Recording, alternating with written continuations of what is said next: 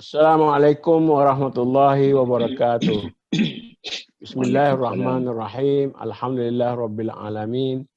Wassalatu wassalamu ala sayyidina Rasulillah wa ala alihi washabihi ajma'in. Amma ba'd. Sekali lagi tuan-tuan dan puan-puan, penonton sekalian, kita bertemu dalam sembang santai Friday Live. Hari ini walaupun buat hari Isnin, dan kita bersama-sama dengan Profesor Datuk Mahmud Zuhdi Abdul Majid, di mana kita pada hari ini akan membincangkan satu tajuk yang mungkin menyentuh semua keluarga, iaitulah cari menantu. Assalamualaikum Datuk. Salam. Hari ini kita nak cari menantu. Okeylah. Ada nak cari menantu. Datuk pernah tengok lah cerita Musang Berjanggut. Mudah-mudahan lu tengoklah. Satu gambaran tu, yang Musang Berjanggut tu cari menantu ke cari isteri tu? Jodoh. Itu mencari jodoh. Seorang anak raja, dia nak cari sendiri jodoh dia mengembara, kemudian dia boleh bawa lah tu. Itu mencari jodoh. Jadi mopok tu tak campur, cari tu dia. Kalau filem Ibu Mertuaku, Ibu Mertuaku. Rasa selamat. Ya. Ibu mertua tu jodoh yang menimpa. Dia mencari jodoh juga. Jodoh di luar daripada kerelaan ibu bapa. Jadi bukan ibu bapa punya. Ibu dia kata dalam keluarga kita, dia tanya lawyer ke, magistrate ke, atau pemain muzik. Bila dia bagi tahu, dia tahu. Jadi yang teruknya sekali masa tu pemain muzik lah. Artis ni tidak laku pada waktu itu, tapi sekarang ni hebat lah. Ya, sekarang ni kita ada satu masalah. Kita nak Datuk terangkan sikit berkenaan dengan mana yang lebih baik, mencari jodoh atau mencari menantu. Sebab zaman dulu kebanyakan kita dijodohkan oleh orang tua. Saya sendiri pun dulu kahwin tak kenal siapa-siapa pun. Jadi orang tua orang kata ya, kita pun ya lah. Jadi kebaikannya kita mendapat restu daripada orang tua. Tapi sekarang banyak orang tak ada kisah orang tua. Cari sendiri, benda orang tua tu ikut. Macam mana ideal yang Islam nak dengan realiti berlaku dalam masyarakat. Saya rasa kita kena gabung ni. Antara mencari jodoh dan cari menantu. Jadi kalau cari menantu, orang yang terlibat itu pasif, tak ambil kisah sangat, terima saja. Mungkin kalau kebetulan tu okey lah. Tapi kalau kebetulan tu tak okey, dia tu tak okey, maka tak baguslah bagi dia. Kalau dia cari sendiri, kemudian keluarga tak boleh campur, tak elok juga. Sebab perkahwinan itu bukan saja perkahwinan antara suami dan isteri, tetapi perkahwinan antara suami isteri dan melibatkan pembentukan satu keluarga besar yang baru. Oleh kerana itu, kalau kita gabungkan antara mencari jodoh dengan mencari menantu, maknanya keluarga memberi peluang kepada anak dia mencari sendiri jodoh. Bukan mencari sendiri jodoh, mencari calon jodoh dia, kemudian dia consult lah keluarga dia. Sebab kadang-kadang kita ni bias. Bila kita cari jodoh sendiri, kadang-kadang kita bias kepada satu nilai yang kita rasa bagus. Tetapi kita tidak melihat nilai-nilai yang di sekitar itu. Sebab dalam menilai sesuatu ni, kalau kita hanya fokus kepada suatu aspek saja, biasanya keputusan kita tak betul. Maka dia kena tengok banyak aspek. Untuk tengok banyak aspek itu, kita perlu pada cermin. Cermin kita adalah orang lain yang lebih dekat dan lebih jujur dengan kita, ialah keluarga kita. Maka Cuba tengok kalau beberapa calon, ada calon yang rasa okey, bagi tahu kepada keluarga, dan kalau keluarga okey, tapi keluarga juga perlulah merupakan satu keluarga yang cukup simpati, jangan ego sangat.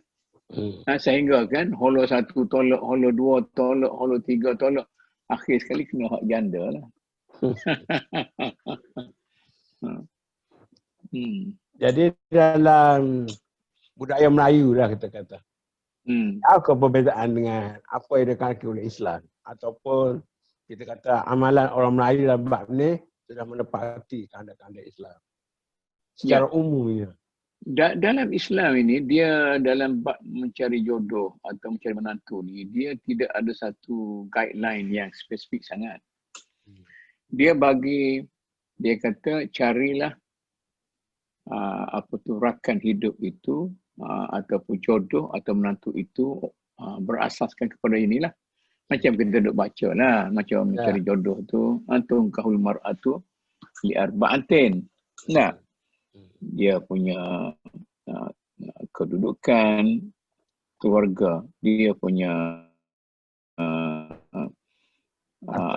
harta, dia punya apa semua sekali. Tapi Nabi kata fasfar bizatiddin. Maknanya saya nak congkelkan di sini, kufu tu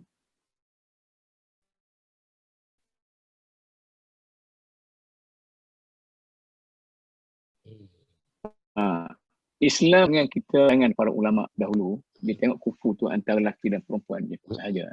Tapi sekarang ni kufu itu lelaki, perempuan dan keluarga masing-masing. Kalau lelaki dan perempuan itu okey, sangat kufu.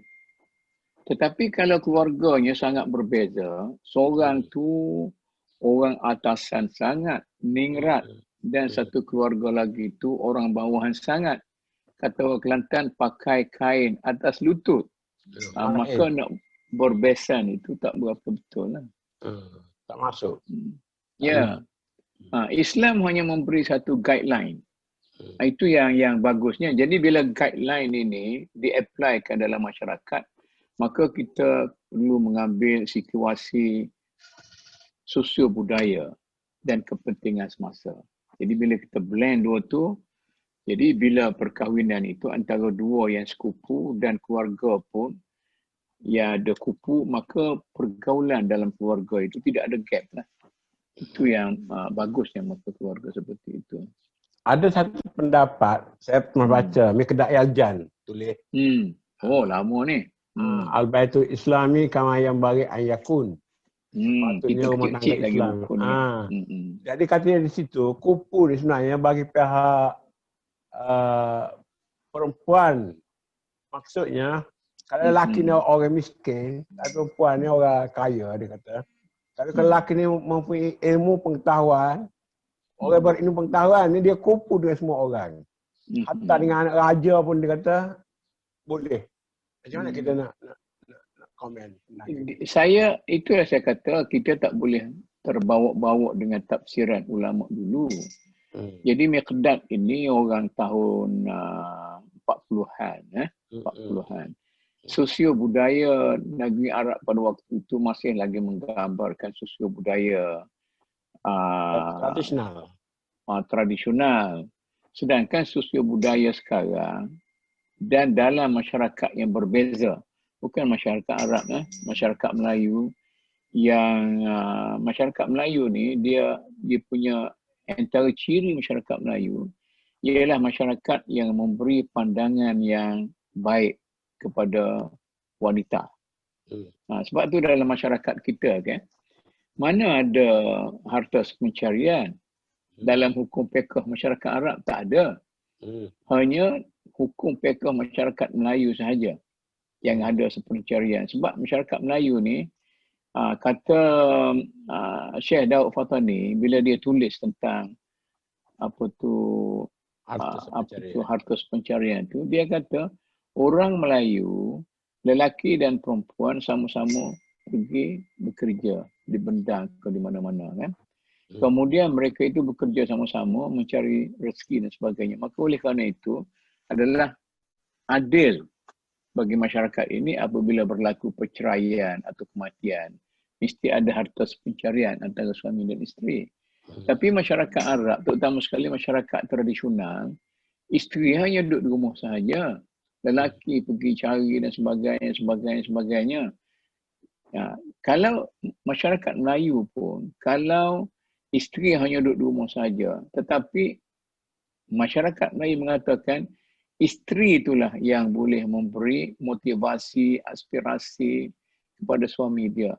Kalau isteri itu kaki bising, cemburu, marah-marah, apa hentak-hentak. Jadi kalau macam tu tidak memberi ketenangan kepada suami untuk bekerja juga. Jadi ada kes-kes di mahkamah di Malaysia ni, ada argumen mengatakan nak bagi, macam mana nak bagi harta pencarian sedangkan isteri dia tidak bekerja. Maka pihak peguam satu lagi mengatakan isteri itulah yang menjadi asas kepada keceriaan, kegembiraan, kecergasan dan sebagainya. Maka mahkamah sudah menjadi satu standard mahkamah syariah di Malaysia. Dia kata walaupun isteri tidak bekerja, tapi tetap juga akan mendapat harta sepencarian. Maknanya itulah yang kita apply dalam masyarakat kita dari segi kufu ni. Di sini barangkali ramai orang tak faham. Harta sepencarian, dia katalah, kalau suami mati, dia kena bagi dua dengan isteri dulu, bagi suami tu baru bagi jadi harta pesaka atau bagi pesaka terus. Ya, dia harta sepencarian ni tidak mesti 1/2. Mungkin mana harta yang tidak ada libat dengan suami isteri. Dipanggil harta keluarga. Harta asal tu dia tidak masuk dalam harta sepencarian. Jadi harta-harta asal tu masih milik masing-masing. Tetapi yang menjadi harta sepencarian ni harta yang terhasil selama mereka itu berkahwin, hidup bersama, bekerja bersama, yang itu akan dilihat sebagai harta sepencarian. Ditolak dulu harta sepencarian itu, kemudian barulah dijadikan pesaka yang bagi itu. Yang si mati itu, siapa dia mati tak kira lah. Cuma harta sepencarian tu tidak ada dalam undang-undang kita, tidak ada kenyataan yang jelas seberapa, sebab dia oleh kerana berbeza-beza kan dalam rumah ni, jadi case by case. Maka keputusannya terhenti atas budi bicara hakim. Kalau macam sekarang ni dalam realiti kadang sama-sama makan gaji. Gaji tu mungkin tak sama lah. Ada setengah tu isteri gaji mahal daripada suami. Ada setengah suami mahal daripada isteri. Yang tu pun kita kira harta sepencarian juga. Ya, kena dalam pertimbangan hakim lah. Jadi sebab itu hakim mahkamah yang membicarakan tentang harta sepencarian, nafkah dan sebagainya, itu perlu seorang hakim yang orang kata learned, judge lah. Betul-betul jangan tengok bla bla bla bla begini. Sebab tu dalam kes-kes saya biasa duduk dengan kes apa tu mahkamah appeal dulu kan. Banyak kes-kes appeal yang kita rombak dia punya keputusan kerana itu masa tu dengan Tun Saleh Abbas. Dia kata ini hakim bicara dalam mahkamah rendah ke mahkamah tinggi pada waktu sebelum pergi ke mahkamah appeal, mahkamah ulang bicara ni, dia kata tidak hati-hati dalam melihat dan menilai. Banyak kes-kes macam tu. Kita nak balik soal akupu tadi. Ya. Sekarang ni di kalangan orang kita, terutama selebriti dan orang bandar, ada perkahwinan dengan orang bangsa lain. Beza budaya. Dan kebanyakannya dalam lapangan yang berlaku dengan perceraian. Misalnya kahwin dengan orang putih, kahwin dengan orang barat. Ramai yang katalah selebriti kita kahwin dengan Mak Saleh. Dan biasanya tak kekal lama. Adakah ini melibatkan soal kupu atau kita masuk bab apa? Berlainan bangsa. Ya, bab kupu lah tu. Bab kupu. Dia dulu pernah, saya rasa masa kita duduk jadi dekan syariah Usuluddin dulu kan, masa tu Dr. Kamil sebagai dekan Keutamaan Dekan Usuluddin. Ada satu forum yang kita buat di Universiti Melaya mengenai kahwin campur. Antaranya ialah Yunus Makno. Almarhum kan Yunus Makno, dia kahwin dengan orang putih. Itulah dia. Dia kata sebenarnya soal masalah perkahwinan tu, orang kahwin sama sebangsa pun ada masalah. Orang kahwin berlainan bangsa pun ada masalah. Tetapi apa yang sebenarnya kita lihat, apabila perkahwinan itu berlaku di antara dua ras yang berbeza tanpa campur tangan keluarga. Maka bila tanpa campur tangan keluarga, maknanya keluarga tak masuk campur lah, dia dua-dua tu ya. Dia dua tu lah. Itu yang menyebabkan perceraian tu. Tapi kalau ada backup daripada keluarga, maknanya dia dua tu dah setuju. Keluarga sama keluarga pun tak kira lah dia ni orang Eropah ke, American ke, orang Afrika dan sebagainya. Jadi bila dah setuju antara mana biasanya lah ada kerukunannya dan boleh mengurangkan perceraian. Tidak dengan sebaliknya kita tengok kalau dalam dulu tempat kita ada cari campur. Tapi yang lelaki Arab kahwin dengan Melayu, ini banyak kekal. Atau Pakistan dengan Melayu, atau India dengan Melayu. Jadi mungkin kerana orang Melayu ni dia mungkin menghormati bangsa asing atau menghormati orang Arab dan sebagainya. Jadi dia kekal dan dia rasa bahagia kot. Sebab dia boleh masuk dalam keluarganya. Saya ada kawan yang kahwin dengan Mak Saleh. Kahwin Mak Saleh. Dia boleh duduk dalam keluarga suami dia tu macam keluarga dia sendiri. Kemudian bila suami dia kahwin satu lagi, dia boleh duduk dalam keluarga tu lagi. Bila saya tanya, tak nak sebut nama lah. Nama dia macam kita sebutkan U ke, A ke, B ke, gitulah. Berapa anak? Dia kata saya ada 4. Tapi suami dia ada 6. Saya pun heran. Macam berapa anak sekarang dengan apa tu katalah Yusuf misal apa kan? Dia kata saya ada anak 4, Yusuf ada 6 anak. Jadi dia boleh ketawa mana boleh menerima budaya kita bahawa suami boleh kahwin satu lagi oleh kerana ada backup. Ada punya keluarga ya. Maknanya dia dah jadi sebahagian. Mana pada waktu itu mungkin kalau isteri itu orang Arab, jadi dia masuk dalam masyarakat Melayu dan masyarakat Melayu ni menghormati orang Arab. Dikira setiap orang Arab itu kuat agamanya, maka kehidupan tu dia boleh membina kufu tu sesudah dia kahwin lah. Saya suka rojok tadi filem P. Ramlee ni. Tadi kan daripada Musa Berjanggut pergi kepada ibu mertuaku.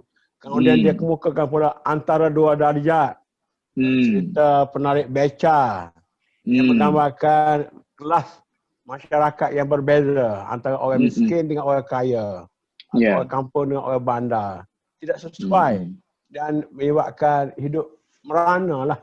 Dari cerita P. Ramlee ni kebanyakannya dia berakhir dengan kemeranaan hasil daripada mungkin sistem nilai sosial yang berlaku pada masa itu. Ya. Jadi itulah gambaran masyarakat yang berlaku pada waktu itu.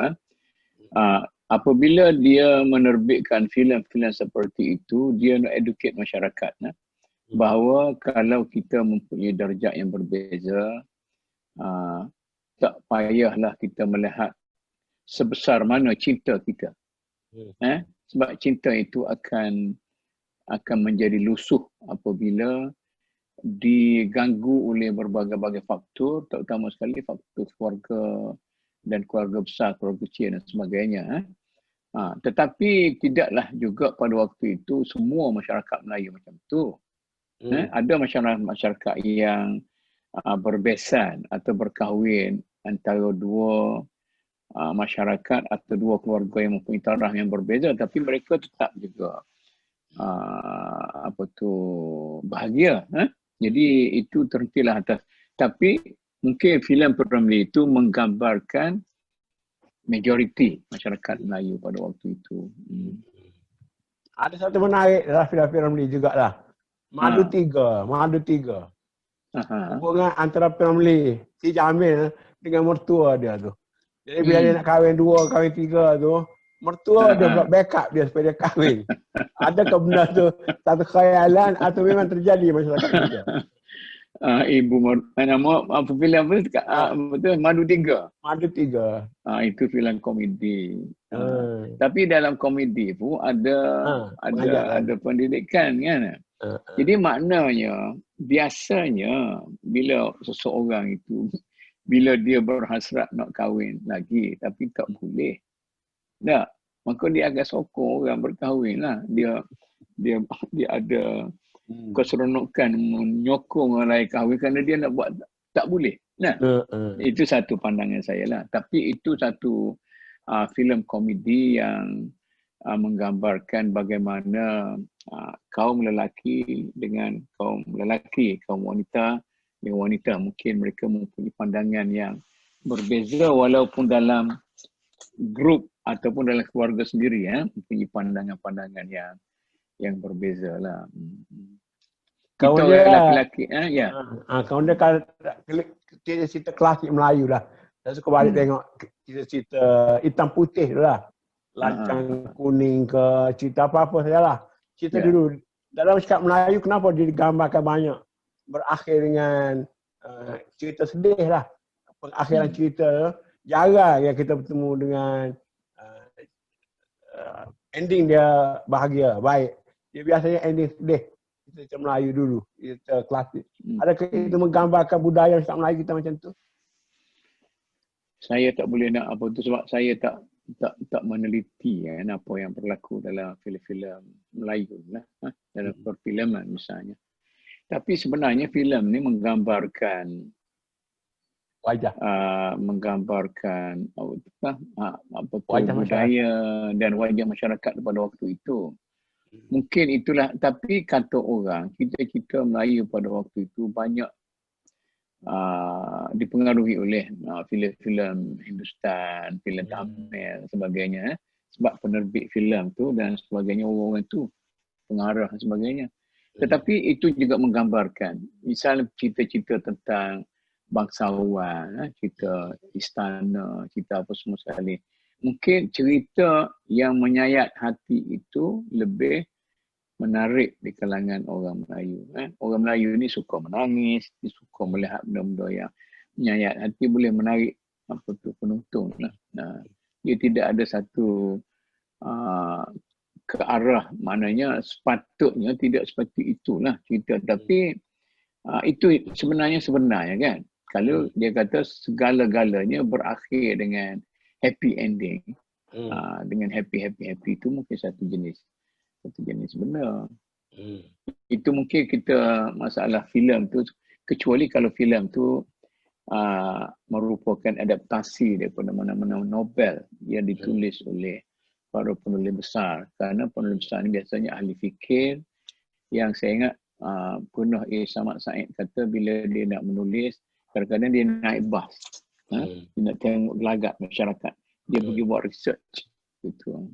Tapi kalau filem-filem Ramli ni, saya pun kadang-kadang baru ni saya jemu-jemu, letih, apa semua sekali buat kerja tu, masa di pejabat tu, ada satu masa 10 minit tu, saya buka satu filem tahun 40-an.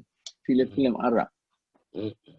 Filem Arab tahun 40-an. Saya rasa Ramli ni, dia menyemok filem-filem dari negeri-negeri Islam yang lain, di Arab, di Turki dan sebagainya. Sebab tu dia ada idea-idea tu. Istilah dia guna tu pun istilah yang kita tak ada dengar. Ya. Istilah Turki.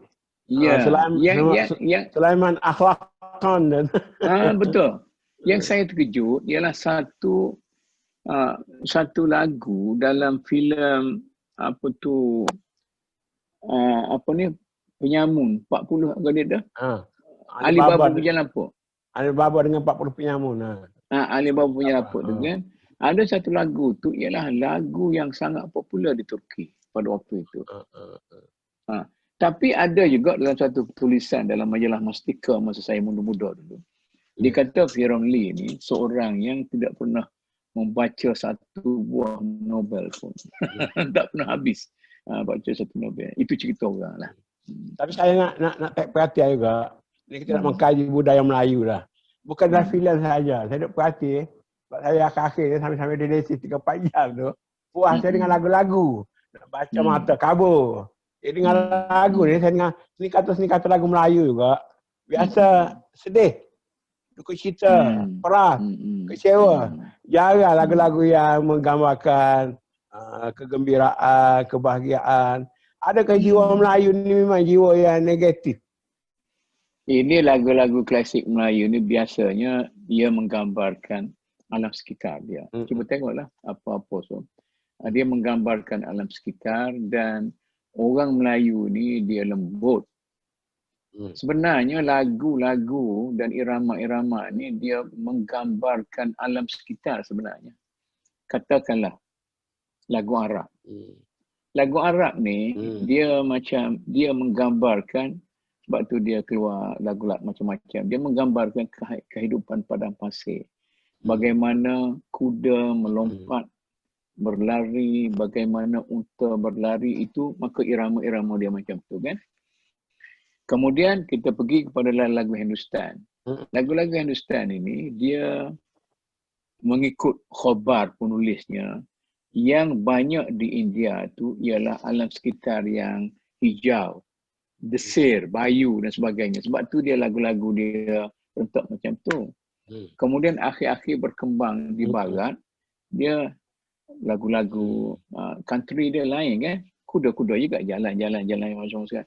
Tapi akhirnya lahir lagu-lagu baru ni, di mana lagu-lagu heavy metal ni juga menggambarkan masyarakat sekarang ni. Sebab tu lagu rancak itu, mana ada zaman dulu lagu Melayu pun lagu rancak tu lagu keroncong lah.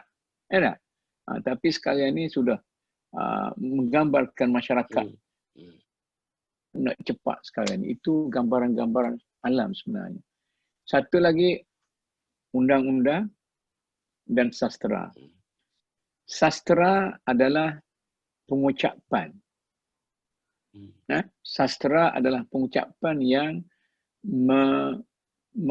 menggambarkan perasaan masyarakat. Indah. Itu sastra. Oleh kerana itu ahli undang-undang kata, kalau sekiranya undang-undang yang kita nak laksanakan dalam masyarakat kita itu tidak mewakili perasaan masyarakat, maka undang-undang itu akan gagal. Jadi undang-undang sama seperti sastra.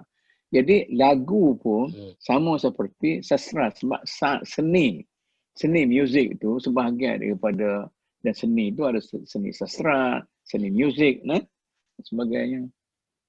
Pergi ke seni ke pula kita, tadi kira nak cari menantu. Tak apalah, kita campur-campur lah. Okey. Tak apalah. Sebab kita nak tengok budaya bangsa. Saya tengok orang Arab pula lagu-lagu dia, walaupun lagu percintaan, ke lagu apa, tapi dia makna kaitan dengan Tuhan tu kuat. Makna Allah, perkataan, walaupun lagu-lagu percintaan dan sebagainya, dia banyak sandar kepada Tuhan. Adakah maknanya orang Arab ni, dia punya budaya tu memang kuat beragama berbanding dengan bangsa kita contohnya. Okey. Orang Arab ni, Islam bukan sekadar agama yang macam kita faham. Islam itu adalah budaya mereka itu. Islam itu budaya masyarakat itu. Sebab itu walaupun dia beragama Kristian, masa mula-mula kita jadi kalau Arab bukan Islam pun Masya Allah, insya Allah, alhamdulillah, itu dah budaya dia. Jadi kalau kita macam ni, kalau orang Cina bukan Islam, kata Masya Allah, tu dia ni masuk Islam. Dah, dia budaya dia.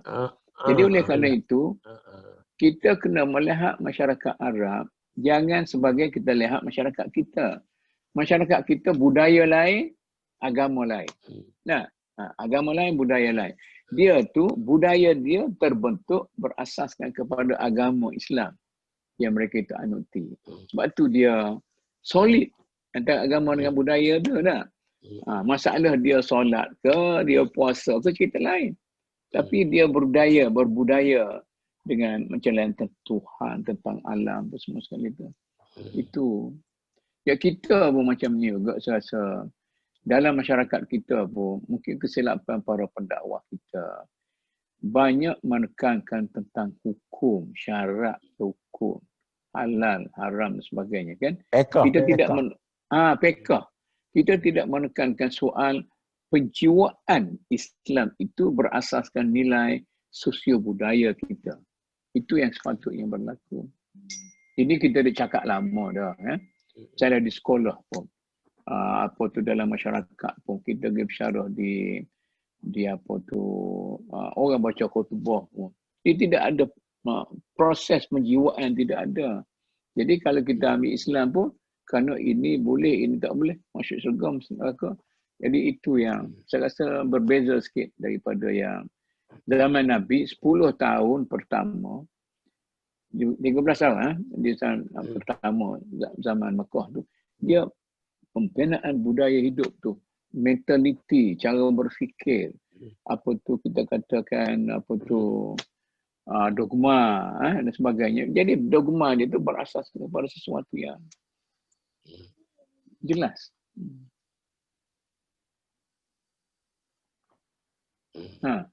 Lagu mana? Jadi kita balik kepada soal budaya ni, masyarakat kita Asia Tenggara ni, orang kata dulu kejayaan apa ni, Wali 9, Wali Songo dan sebagainya melalui pembudayaan.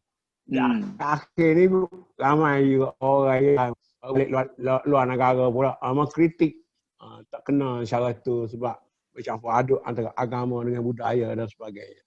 Itulah mungkin kurang bijak kalau kita mengkritik kebijaksanaan ulama-ulama kita, ulama klasik Melayu. Baru ni kita sebut misalnya Dr. Kamil tanya saya masalah bid'ah, masalah tunggu kubur, masalah apa-apa sekali. Ini kita panggil asimilasi. Dia kata bila Islam datang ke sini, dasar Islam itu ialah menghormati budaya tempatan. Budaya jahiliah sendiri diambil kira oleh Islam. Walaupun Quran dan Sunnah turun dalam negeri Arab, dia boleh hapuskan semua sekali. Tetapi budaya itu biasanya berasaskan kepada kepercayaan, nilai dan perasaan. Nah, jadi katalah Wali Songo, bila dia nak berdakwah, dia menggunakan wayang kulit. Jadi wayang kulit itu, dia tukarlah watak-watak tu, Pok Dogo, Wok Longnya, Dewata sebagainya, sehingga dia boleh sesuaikan. Maka orang yang mendengar ni, dia tidak begitu jauh rasanya, tak berpindah daripada budaya asal yang dalam masyarakat dulu dengan budaya baru yang digambarkan dalam sebuah cerita wayang kulit yang sudah dimodifikasi berasaskan kepada nilai budaya Islam. Oleh kerana itu dia berjaya. Macam juga di Semenanjung Tanah Melayu pada waktu itu ataupun di Sumatera, di Aceh. Jadi orang masuk Islam secara berbondong-bondong. Kerana berasaskan budaya Melayu, mereka itu akan mengikut raja mereka. Sebab masyarakat kita ialah masyarakat feudalis. Masyarakat feudal. Tak? Jadi kita tak boleh nak balik di England, balik di Timur Tengah. Kita kata, masyarakat Melayu tak boleh, tak sesuai. Sebab sana masyarakat kapitalis, individu-individu. Nah, tapi masyarakat kita ni lain. Masyarakat ikut Tok Pengulu, ikut ketua, ikut raja, ikut orang-orang besar. Jadi berbeza, kita kena sebagai seorang pendakwah, kita kena ada modifikasi tentang hal itu.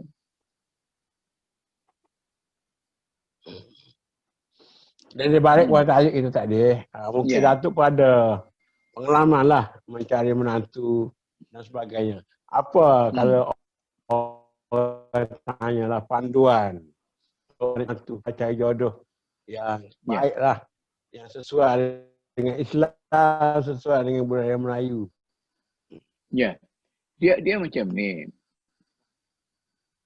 Isteri kita, panduan. Anak kita. Okey.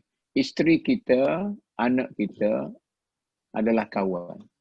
Saya selalu mengatakan, Orang yang gagal menjadikan isterinya sebagai kawannya, maka dia akan gagal membina sebuah rumah tangga yang berbahagia. Sebab kehidupan sebagai suami isteri dalam konsep suami isteri, suami dan isteri sahaja, tidak ada sifat kawan, sahabat, maka dia tidak kekal rasa hormat dan sebagainya. Kita menghormati isteri kita sebagai seorang kawan kita. Ya tak? Itu bab tu. Kita dengan anak-anak pun, mula-mula dia kecil. Kemudian bila dia besar, akhir kita berkawan. Jadi, pertama sekali, kita perlu dengan anak-anak ini sejak daripada kecil, jangan ada gap yang sangat luas antara kita dengan anak kita. Okey? Kita mesti bincang walaupun hal-hal yang agak rumit dalam masyarakat tu. Jadi termasuklah soal bagaimana anda patut mencari jodoh. Sampai satu peringkat mungkin kita cadangkan supaya dia cari orang macam ni, atau kita katakan kalau ada mana-mana orang yang anda rasa suka, berkenan, bagi tahu cepat-cepat. Jangan bagi tahu tu yang sudah intim. Itu satu hal penting. Jadi kadang-kadang kalau anak tu bagi tahu hubungan yang sudah sangat intim, maka pada pandangan saya lah, itu waktu untuk kita campur tangan sudah luput. Kalau makin kita campur tangan, makin memburuk keadaan. Maka kita kena beri ruang kepada anak kita melaksanakan apa yang dia impikan. Kemudian kita bagi backup lah. Jadi misalnya kita menjadi satu keluarga yang bersimpati kepada keadaan dia dan sebagainya. Kalau daripada keluarga yang tak sama taraf, maka kita cuba janganlah kita nak minta yang di bawah menaikkan diri naik ke atas, tapi kita kena yang di atas turun ke bawah supaya sesuai dengan masyarakat yang berada di bawah. Dengan cara itu, saya rasa kesilapan awal dalam mencari menantu atau jodoh dapat juga diatasi. Tapi pentingnya kita selalu berbincang tentang apa saja dengan anak-anak kita. Ini soalan akhir saya. Ada dua keadaan. Nak tanya pandangan lah. Di akhir-akhir ni ramai juga pasangan-pasangan yang berkahwin yang lelaki ni orang dah establish. Mungkin 40 tahun, 50 tahun atau sampai 60 tahun. Dan dia kahwin dengan orang-orang yang mungkin umur terlalu jauh. Sebab dalam teori yang saya baca masa budak-budak lah, yang paling baik umur 5 tahun hingga 10 tahun. Itu makna jaraknya. Tapi kalau dah jauh sangat, 20 tahun ke, 30 tahun ke, isteri lebih muda. Atau sebaliknya juga, ada yang sebagian selebriti juga berlaku juga. Yang isteri ni dah umur dah lanjut 50, 60, kahwin pula dengan yang lelaki yang masih muda belia. Adakah ini salah satu daripada perkara bagus ataupun boleh kita teruskan dalam masyarakat? Saya belum ada satu kaedah umum yang boleh dijadikan sebagai teori dalam memberi pandangan tentang ini. Sebabnya kes-kes yang berlaku itu sebenarnya kes-kes serpihan. Jadi tidak ada kes satu, kes dua kita tak boleh nak kumpulkan. Tengok mana ciri-ciri kita. Mula-mula kita tengok dalam kes orang laki-laki yang berkahwin dengan orang yang jauh lebih muda. Ini berlaku dalam masyarakat Melayu sejak dulu lagi. Dalam masyarakat Arab pun berlaku dan dalam masyarakat-masyarakat lain macam pun anak dia lah. berlaku. Macam anak dia. Ada seorang kawan saya. Nah, dia tapi ini isteri dia meninggal kan. Dia kahwin dengan seorang muda. Maka dia pergi ke Jakarta ke Medan, dia dukung anak dia. Orang tu disapa oleh orang-orang di situ, dia kata, "Oi, cantik cucunya." Jadi yang duk berjalan dengan dia tu orang tidak anggap isteri dia, mungkin orang anggap anak dia pikir cucu. Itu dari segi itu. Tapi dari segi kerukunan. Dari segi kerukunan, kita bercakap dalam realiti sekarang lah. Dalam realiti sekarang, rubutan hidup terlampau sengit. Terlampau sengit. Jangan kita lihat kepada akibat yang buruk pada soal isteri tua atau sebagainya. Jangan kita libatkan soal poligami kan. Tapi soal, katalah dia kematian isteri.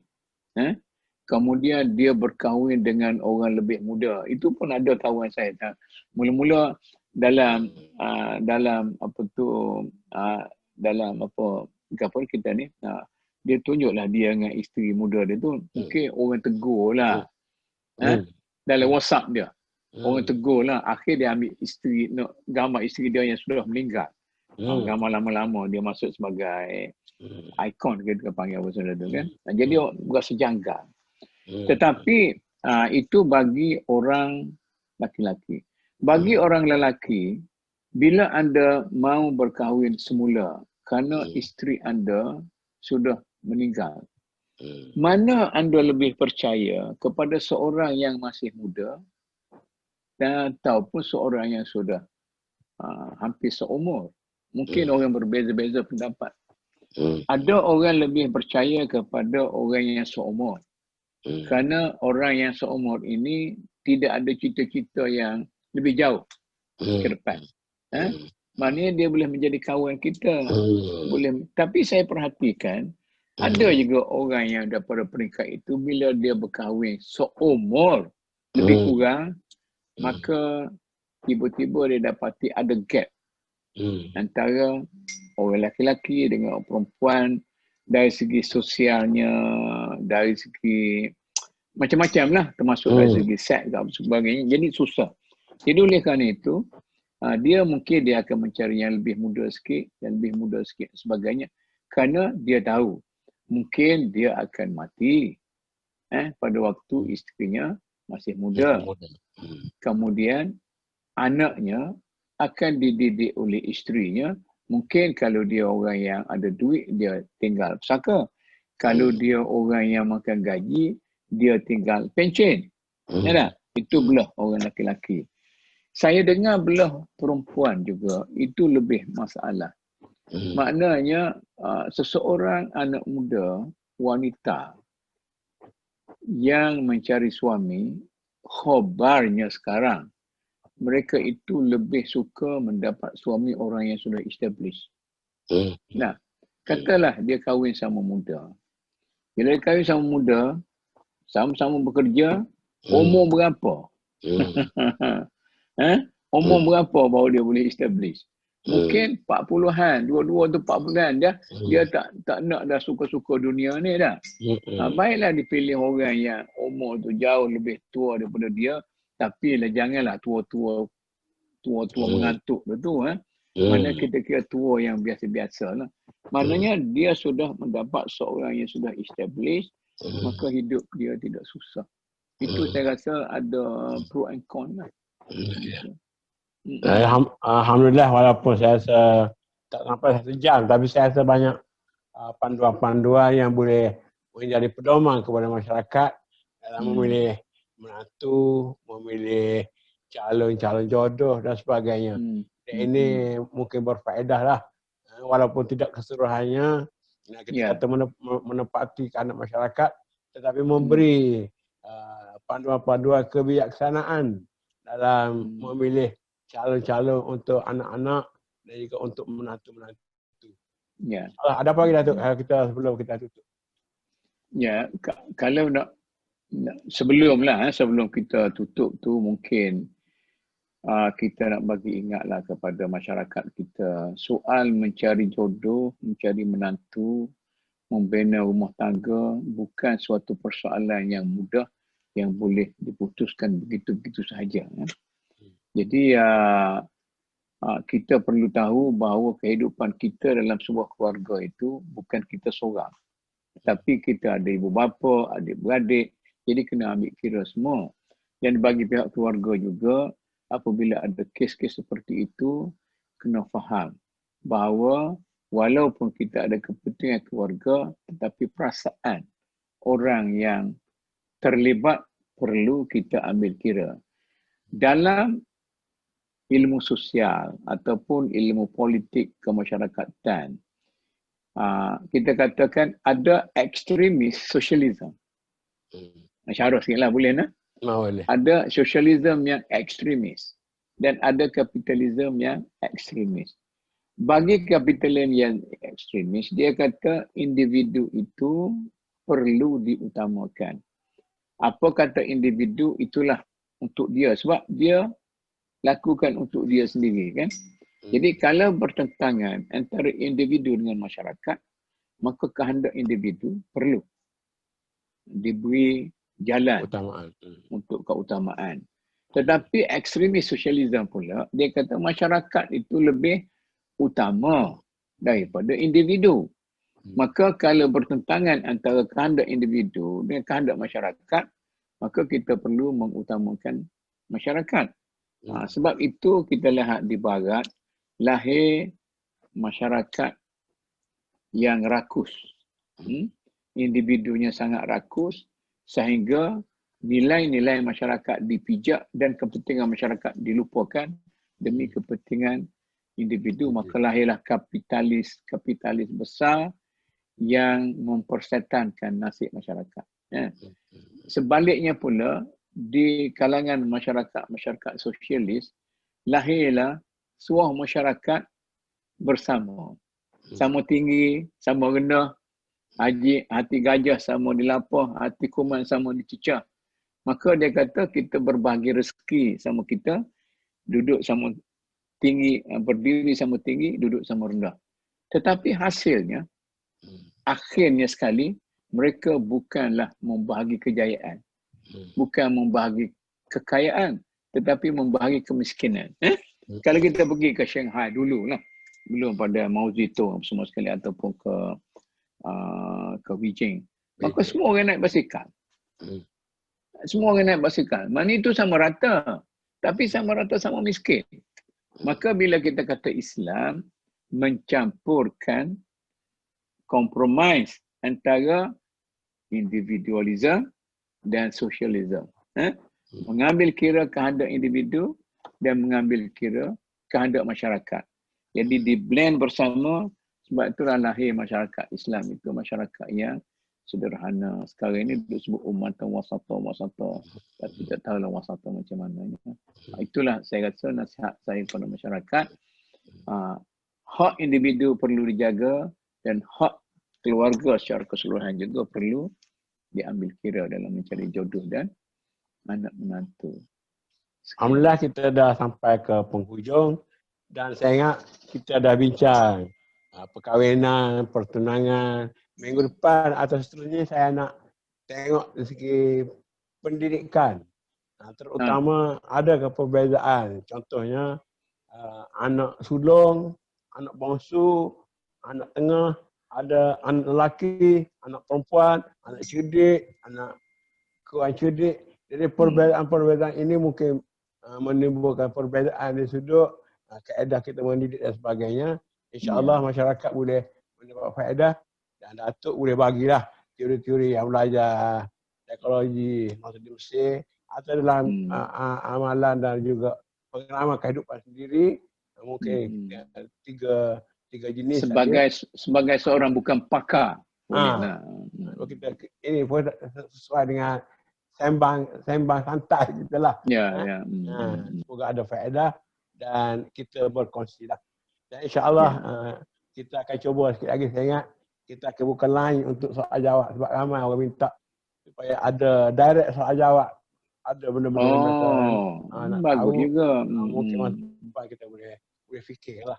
Kalau ada insyaAllah. Sekian dulu wabillahi taufiq wal hidayah. Terima kasih kepada Datuk dan juga Dr. Basri dan para penonton sekalian. Wabillahi taufiq wal hidayah. Wassalamualaikum warahmatullahi wabarakatuh. Waalaikumsalam warahmatullahi wabarakatuh.